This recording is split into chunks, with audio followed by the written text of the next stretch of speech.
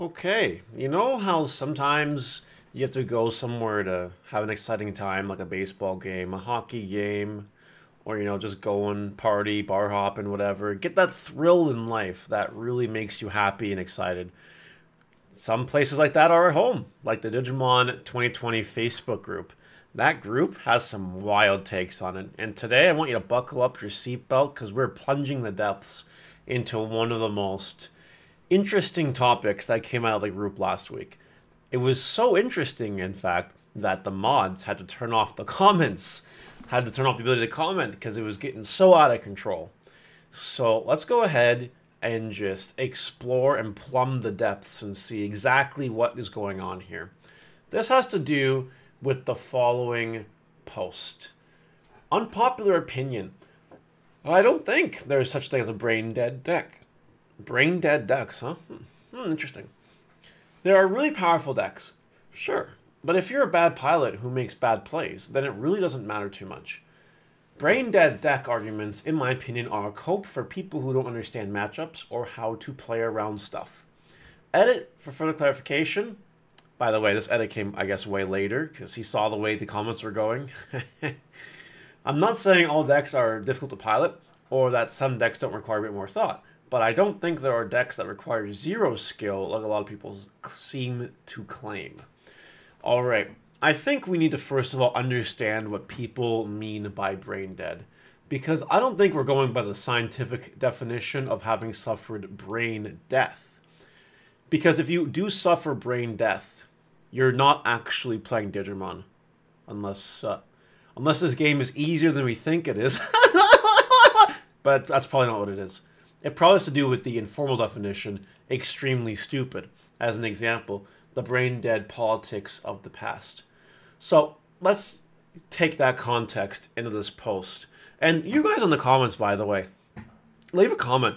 Do you think that Digimon has a brain-dead problem? Just let me know what you think.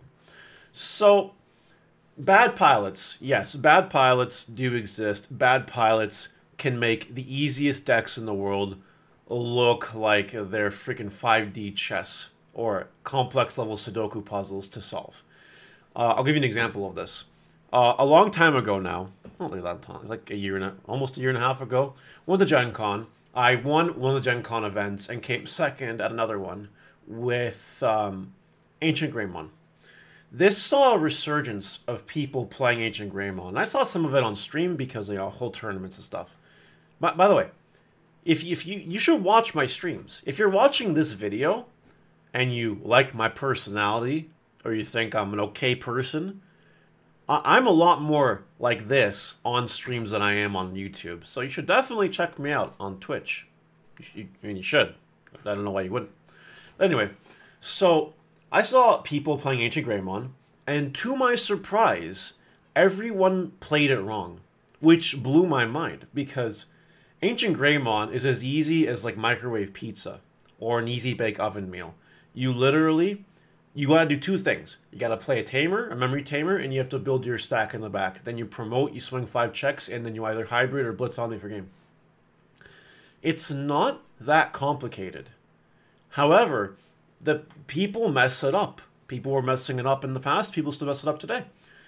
It just is crazy. Like a year later, wasn't a year later, but like if you guys remember, I topped in BT11 with Ancient Greymon, came top 8 at a regional, Ancient Greymon.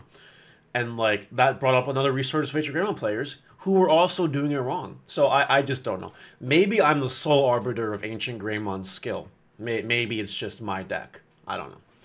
But people were actually playing it wrong. And that's one of the easier decks to play. So, yeah, if you're a bad pilot, you gotta be not so bad a pilot. It's true. The whole brain dead deck arguments, in my opinion, are a cope for people who don't understand matchups or how to play around stuff. I don't think is correct. And I think that part of the thread was where people went crazy. Because on stream, I'll make a comment. Someone will win turn 3 with War Greymon, and I'll be like, wow, what an absolutely skilled game. What a flawless tactical execution of skill. Absolute insane plays. I don't know if I could have thought of that myself. And really, it was just a deck doing what it does. And the opponent literally couldn't interact. There was no skillful outlet in which the opponent could have done something different. Because turn 1 was like a Digimon and a Tamer, turn 2 was building up in the back, turn 3 was promoting and killing everything. So, like, this happens, all right? Unfortunately, we need to be real here. We have to be cognizant of the facts. Digimon is a game where you might lose, and there's absolutely nothing you can do about it. Now, some will say, well, that's all card games. I'm not talking about bricking. I'm talking about, again, Ancient Greymon. I can build an Ancient Greymon stack in the back. I can promote it. You can't do anything to me. You literally can't do anything to me. And you think to yourself, okay, I'll just play a blocker or something. But then I'll just play a blue plugin. And then you literally can't do anything. You have to watch in disarray as I explode all over your face. Which some people like, but most people don't. So, when it comes to something like that, there are many, many examples. You saw the guy on last year's national stream who turned 2'd someone with blue flare. There was literally nothing the opponent could have done about that. Or multiple times on stream, we see people just winning turn 3, turn 4, when the opponent hasn't even a chance to play the game yet. Because the way the decks are right nowadays, some decks just do not give a fuck what you do, you just plow through them. Just plow through them.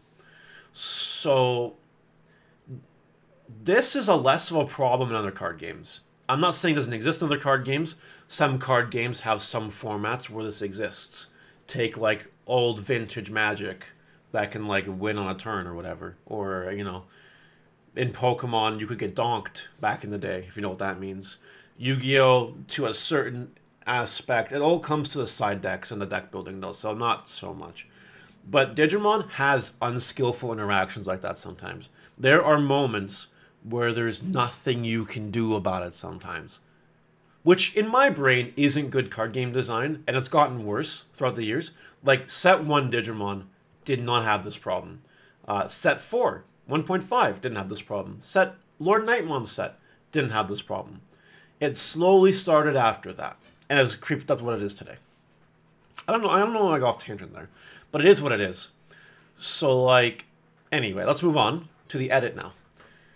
Further clarification, I'm not saying all decks are difficult to pilot or that some decks don't require a little bit more thought, but I don't think there are decks that require 0 skill like a lot of people seem to think. Again, that goes back to the brain death argument. If brain death existed, anyone could play this game.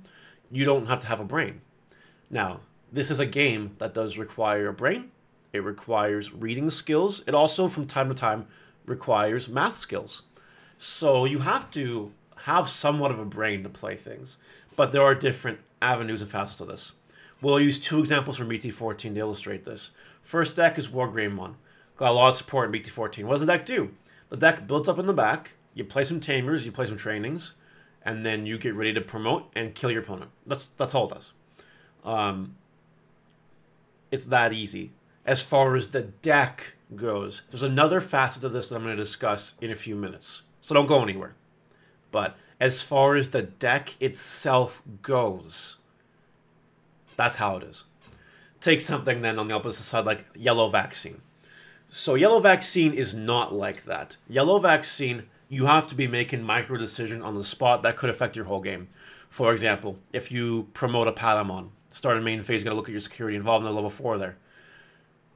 First of all, I don't have to. Second of all, if you do, you might have choices. Third of all, in Yellow Vaccine, your security is like Batman's utility belt for you. It's going to have different things in there that you have access to later on in the game, and you need to know how your security works and where things are to an extent to fully be able to realize your deck's full potential.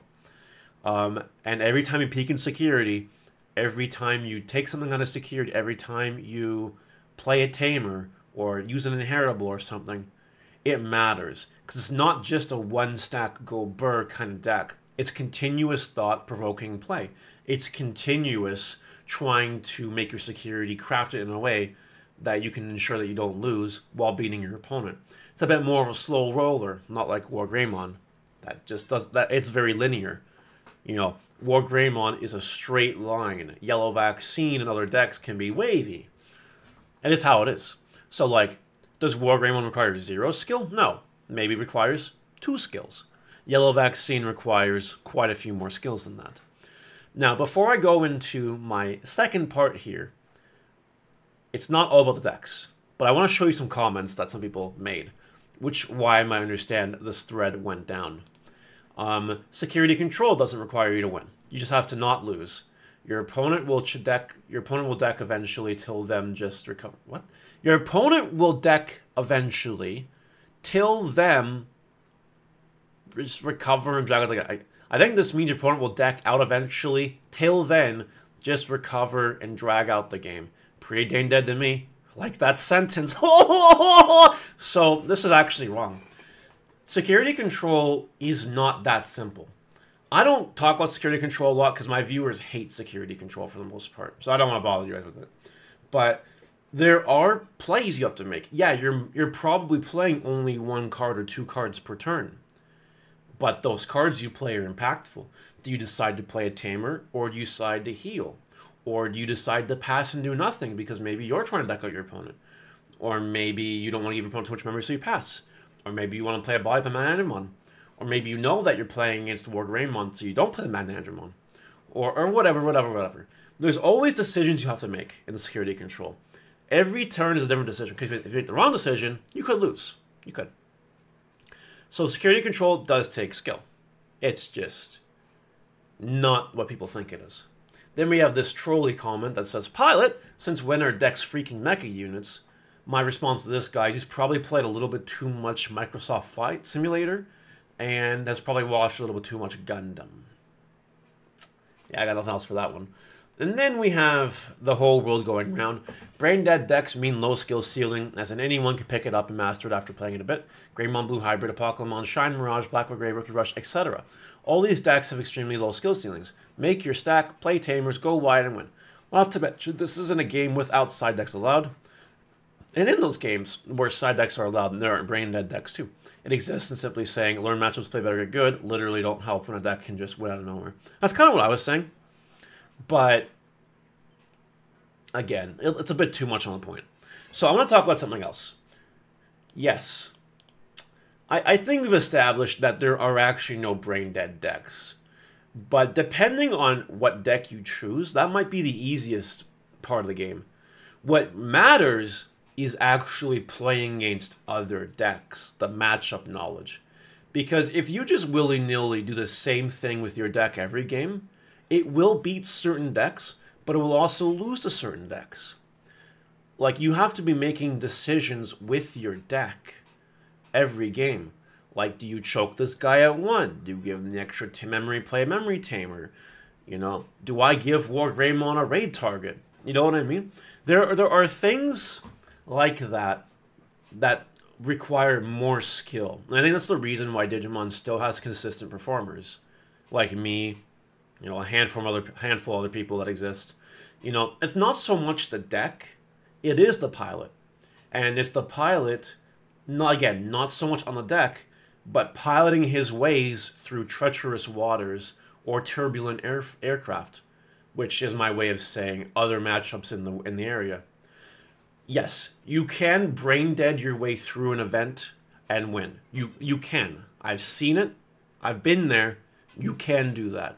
But it's not usually that simple. It really isn't. And there's always a bit of finesse that needs to take place in order to do that. But again, that's not the deck. That's the interactions that you take with your deck and how you interact with other people's decks. That's how it is. So, to wrap up this, in conclusion, some would say, yeah, no, brain-dead decks don't exist. Some are easier to play than others. Some are really easy to play. But at the end of the day, that doesn't even matter. Because if you are a bad pilot, like this guy says, it won't save you. And I think that's the most important takeaway from this. What do you guys think? Let me know in the comments. I'll see you guys later. Bye!